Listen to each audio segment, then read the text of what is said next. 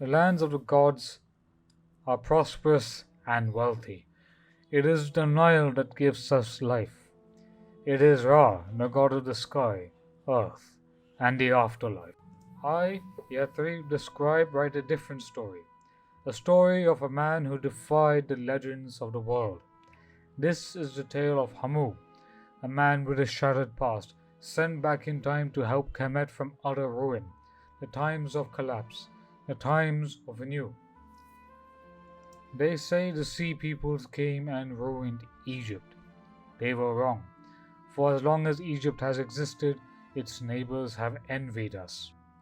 For are we not a nation of wealth, a nation of prosperity, a nation blessed by the gods?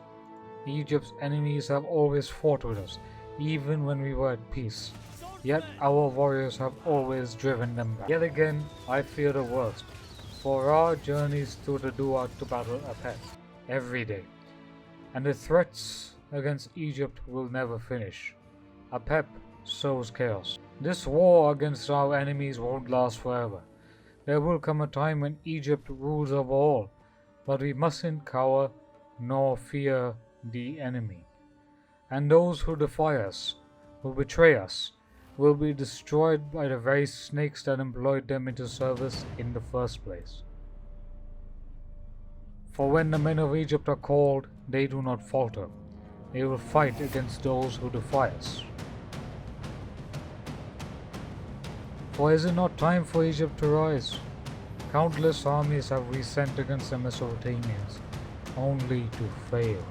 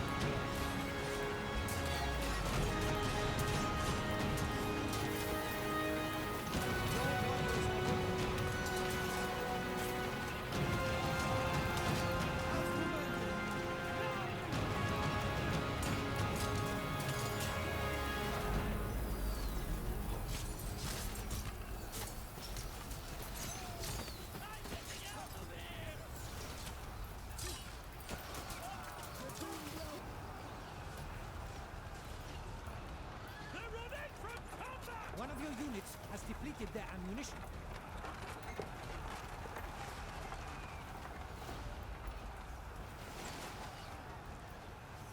Your general has fallen. Pull out! Swordmen! Peninsula, he made two things clear. First, our empire is built upon the stone and bronze found there. And second, we must never let it slip from our grasp again. Ramesses, son of Setnacht, is yet to cut his lock of youth. Yet his martial skill and leadership surpass that of men twice his age. He guards the Sinai Peninsula at my behest, leading his loyal Magi against all who would threaten our people. One such threat descends from the north, where the rebellious Cannaities are a constant thorn in my side. However, Ramesses has stamped out their defiance at every turn. He accrues victories with ease, and his pride grows with every triumph. Such arrogance is not unfounded. The boy has wreathed himself in glory, anointing his khopesh in the blood of Egypt's enemies. Yet, I worry for the royalty that runs in his veins. When he inevitably seeks the throne of Egypt, will the gods help him grasp it?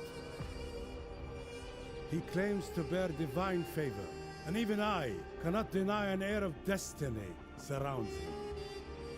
Perhaps the gods call on young Ramesses to match the greatness of his namesake, and one day roll over all of Egypt.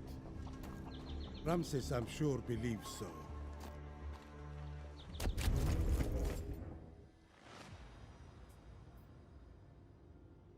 I'll find a way to prove myself.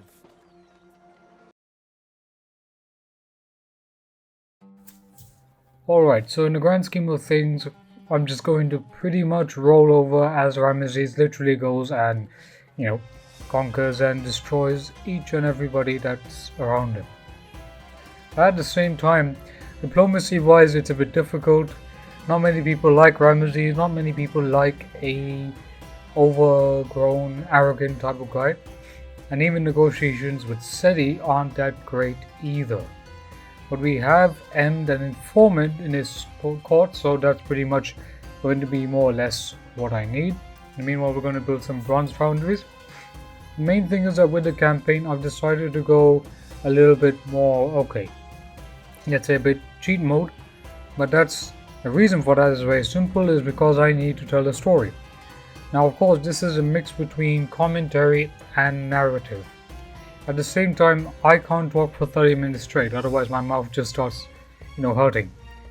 But at the same time as well, we literally have to make sure that Ramesses secures his borders.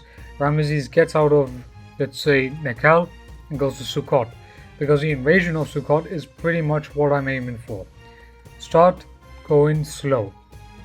I mean, when I used to play Ramesses in the early campaigns, it was pretty much that all the factions would start declaring war on him, and Ramesses would just literally be put on a Legend of Total War disaster campaign that one could never come out of.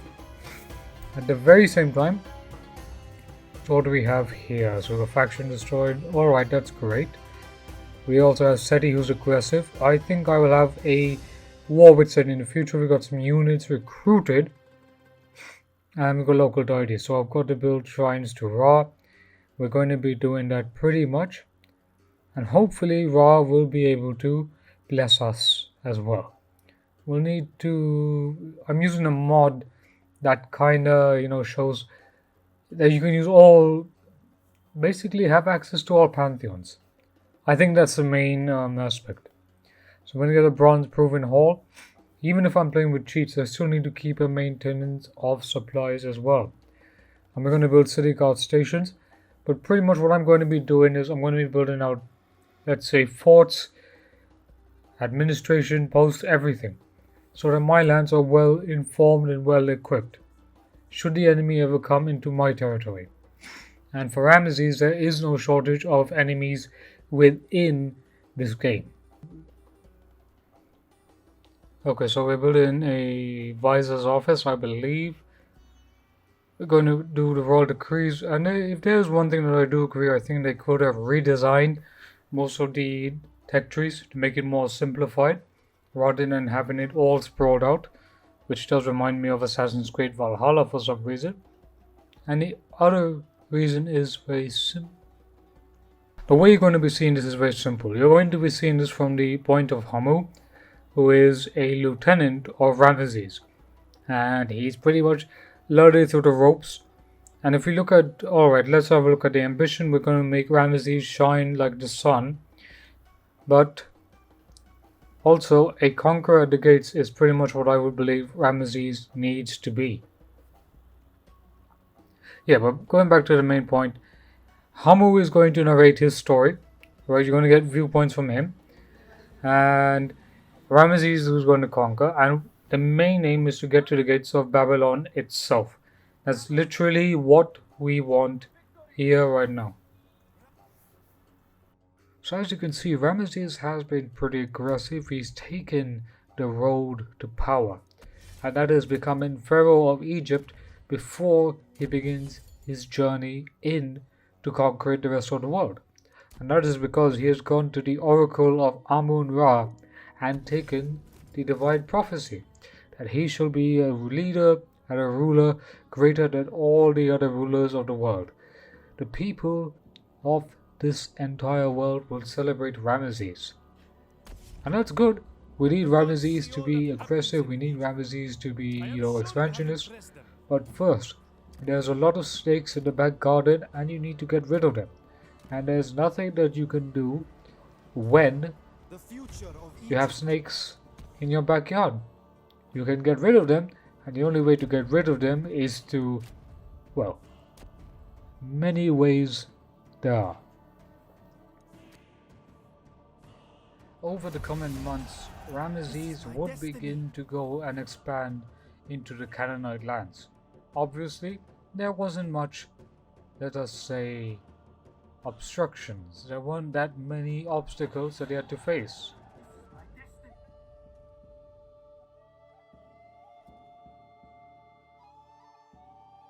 During the months ahead, Ramesses conducted raids on Canaanite lands and he was pretty much becoming an accomplished conqueror. Word of his conquests and his numerous battles began to spread within the lands of Canaan itself. Yet, Ramesses knows that he has to maintain his army. Go any further and he will suffer attrition. That is why he is ordered to build as many outposts as possible. Should more Canaanites come in, should the entire world declare war on Ramesses, Ramesses will need all the support and help that he would need.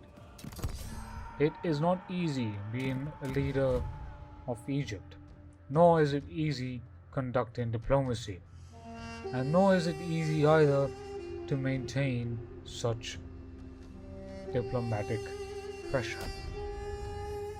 At the very same time, Ramesses also has to make sure that he does not overstep too much, otherwise the snakes or the scorpions will devour him sooner or later.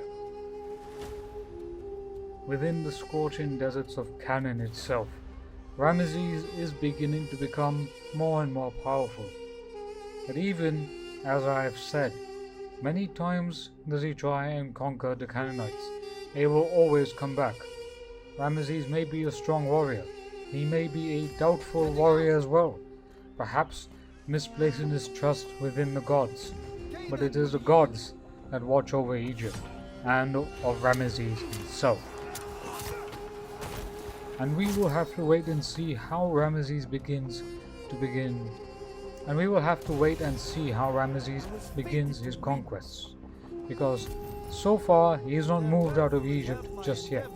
He is defending the borders, gaining military experience, while most of his rivals quarrel in petty squabbles. In the next video, we'll be focusing on Hamu a bit more. In this video, I wanted to focus on Ramesses, and the siege of Beershaba will be happening sooner or later. That will be an exciting siege, so I hope we are able to go ahead and do a great battle on that. And I hope you've enjoyed this narrative let's play. Now I'll be making more of it, and these videos will become eventually better over time. So don't forget to leave a like, share, comment and subscribe, and I will see you in the next episode.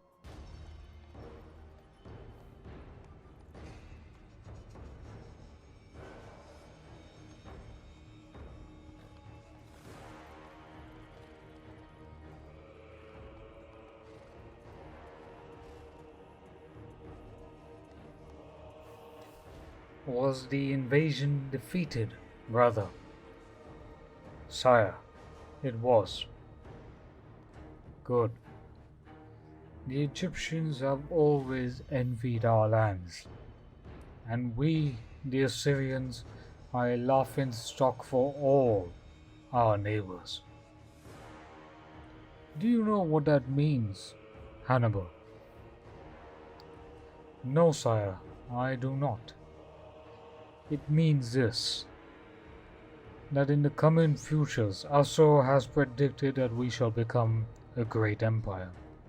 And I, as king of Assyria, will make it happen. But for that to happen, we must destroy everybody, even if that means sacking Babylon. Do you have your orders, correct? I do, sire. Then make sure Ramesses will disappear from the ends of the earth.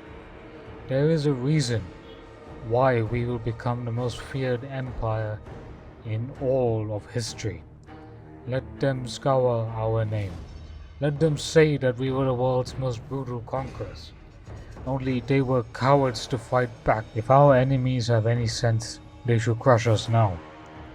In my estimate, I don't think they will. The Assyrians will become the world's most feared nation. For we are a nation of civilization, not of barbarity. But let our enemies think us weak, for our time shall come.